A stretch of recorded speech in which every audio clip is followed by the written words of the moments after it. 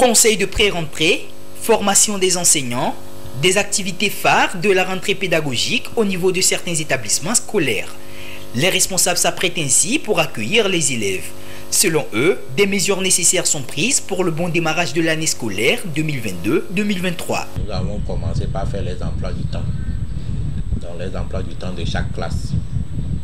Et on a fait la répartition des classes par rapport aux enseignants disponibles.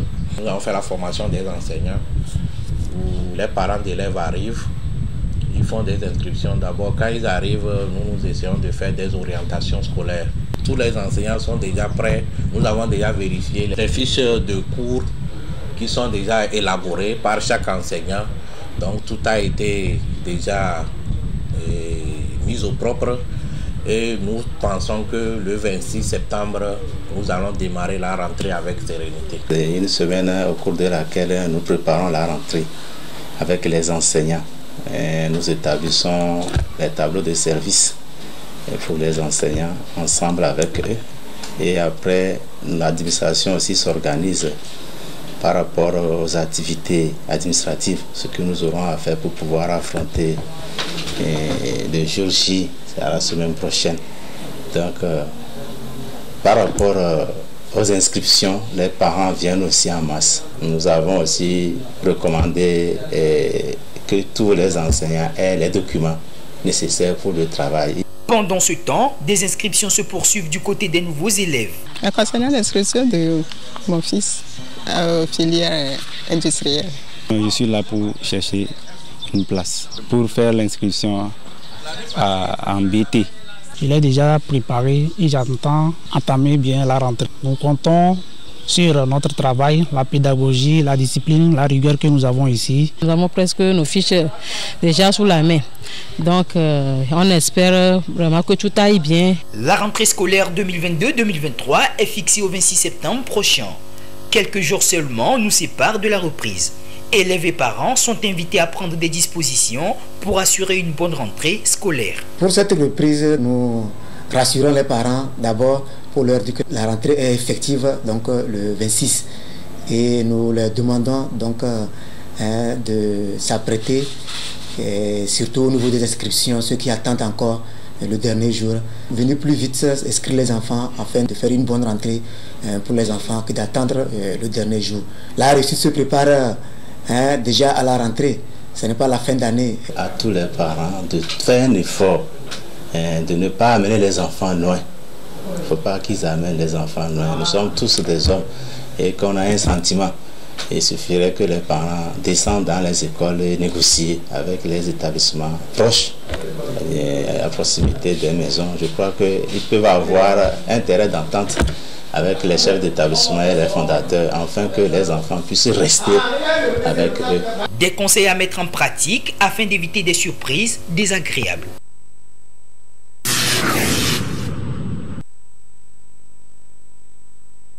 Des kits scolaires au profit des orphelins de ces établissements scolaires de la commune d'Agouénivé-6 à Adétikopi.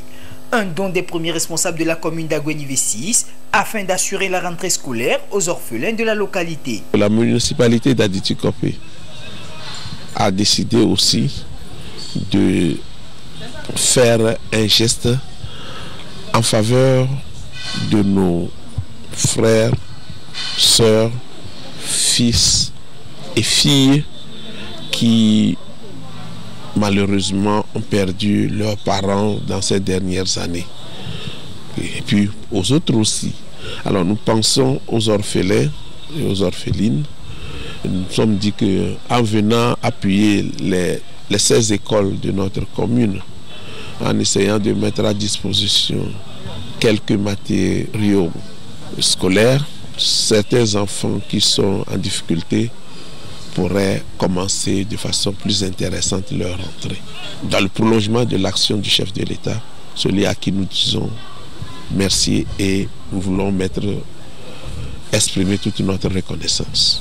Une immense joie pour les bénéficiaires pour qui la rentrée scolaire 2022-2023 est assurée.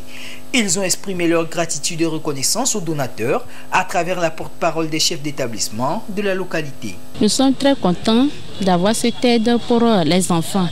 Ce cadeau est bien arrivé. Nous vous disions merci. Nous avons les orphelins des années passées que nous connaissons et comme l'inscription a commencé, ça veut dire que le nombre aussi s'augmente. Donc de penser à nous pour la prochaine fois encore pour augmenter le don. Le maire John Aglo a saisi l'occasion pour inviter les bénéficiaires à faire bon usage de ce don. Nous voudrions que leurs résultats soient meilleurs. Nous aurions aimé que les gens disent un jour, s'il n'y avait pas eu cet appui du chef de l'État et cet appui de la municipalité, peut-être qu'eux, ils auraient arrêté leur école. Et le fait de le dire est une façon d'honorer la mémoire et l'histoire de ce pays. Depuis leur prise de fonction, les responsables de la commune d'Agouenivé-6 ont mené plusieurs actions humanitaires en vue de l'épanouissement et du bien-être de la population. Ils ont à cet effet invité les bonnes volontés à leur emboîter le pas.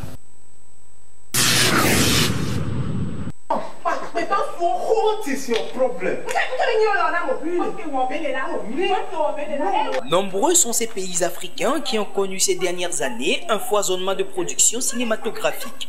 Le cas de Nollywood, l'industrie du cinéma nigérian qui chaque année enregistre plus de 2000 films tournés, a permis l'émergence d'une industrie locale de production et de diffusion avec un modèle économique qui lui est propre. Au Togo, même si le secteur cinématographique n'est pas encore à l'image de grandes industries du monde, l'on note néanmoins de grandes avancées. Le cinéma togolais vient de loin, mais aujourd'hui, ce cinéma fait ses pas. Depuis les années 2014 jusqu'à ces jours, nous sommes rayonnants sur le continent. Nous participons aux festivals internationaux. Nous emportons aussi des prix à ces participations. Le Togolais vient de suivre une création togolaise avec le cinéaste Stephen Aff, qui est vraiment une création très appréciée, non seulement au pays, mais à l'international. Il y a des productions togolaises qui font le tour de la planète, mais qui ne sont pas connues des Togolais.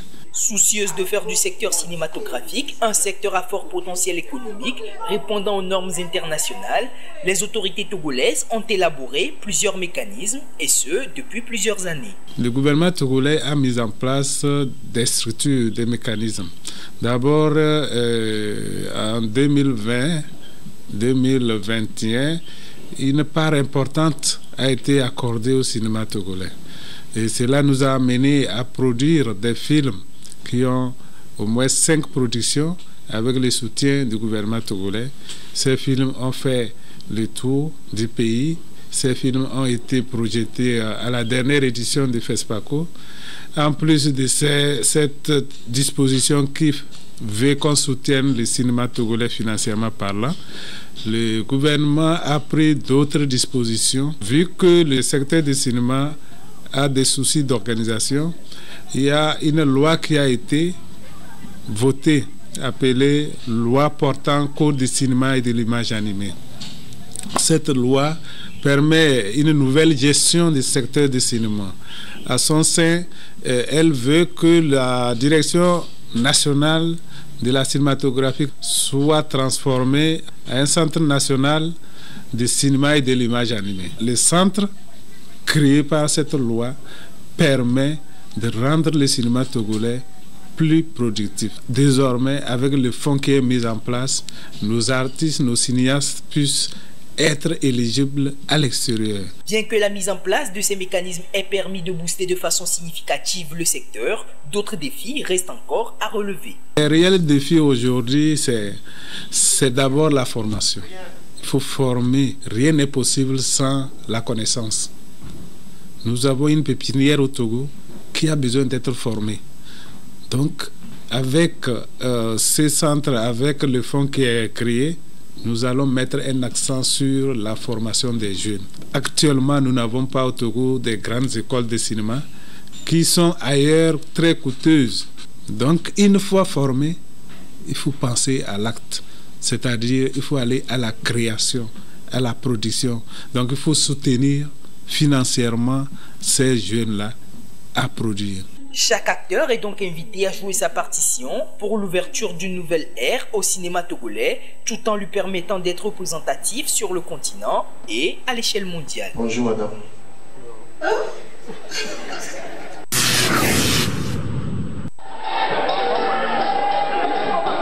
Le championnat féminin de football de première division saison 2021-2022 a connu son épilogue le samedi 17 septembre dernier au stade municipal de Sokodé. Aux prises lors de cette rencontre finale de la compétition, Amis du Monde et Athleta FC. Les deux adversaires se sont livrés à un duel sans merci. Et il a fallu la 26e minute pour que Sama Koudjoukalo parvienne à trouver le chemin défilé, donnant ainsi l'avantage à son équipe Amis du Monde. 1-0, score à la fin de la première partie. De retour des vestiaires, chacune des deux formations donnera le meilleur d'elle, mais le score restera inchangé jusqu'au coup de sifflet final. C'est toute une joie qui nous anime pour l'ultime bataille de toute la saison. C'est le travail, la persévérance. Amis du Monde, c'est une académie. Et nous ne cessons jamais nos séances. Nous nous appliquons toujours, nous nous efforçons d'être toujours professionnels. On a fixé l'objectif cette année, c'est la coupe championne du Togo. Nous sommes très ravis, nos supporters sont venus pour arracher la victoire à Coupe pour ramener la coupe à Lomé. C'est un objectif qui a été atteint. Après un an de dur labeur, nous sommes arrivés à la fin du championnat avec cette grande finale. Nous avons montré aux yeux du monde, aux yeux de Sokodé, qu'il y a une académie à Lomé, Amis du Monde, qui essaie de faire évoluer la gente féminine au niveau du football. Et comme notre président l'a souvent dit, ce n'est que le début. Allons-y seulement. En fait, moi je ne suis pas déçu. En fait, j'ai développé un beau jeu où la finition, ça n'a pas été ça. C'est ce qui a fait qu'on a encaissé un but, on a couru derrière l'égalisation jusqu'à la fin, on n'a pas pu égaliser. Sinon, en fait, l'équipe adverse en place, c'est une équipe face à laquelle on a toujours des problèmes. Dans ce championnat, ils nous ont battus, ça fait la 3e fois. C'est le foot, vous savez, il faut un gagnant et un perdant. Les autorités sportives présentes à cette rencontre ont salué le fair-play qui a prévalu durant tout le match. Pour nous, autorités sportives et de la Fédération togolaise de football, nous constatons avec enthousiasme et joie que nos objectifs sont atteints en rapport avec le football féminin. Athleta a joué contre les Amis du Monde, le jeu a été plaisant. Bon, puisque la coupe devait partir d'un côté, on a vu que la coupe a choisi le camp de Amis du Monde. Par cette victoire, Amis du Monde détient donc son ticket pour la Champions League féminine africaine.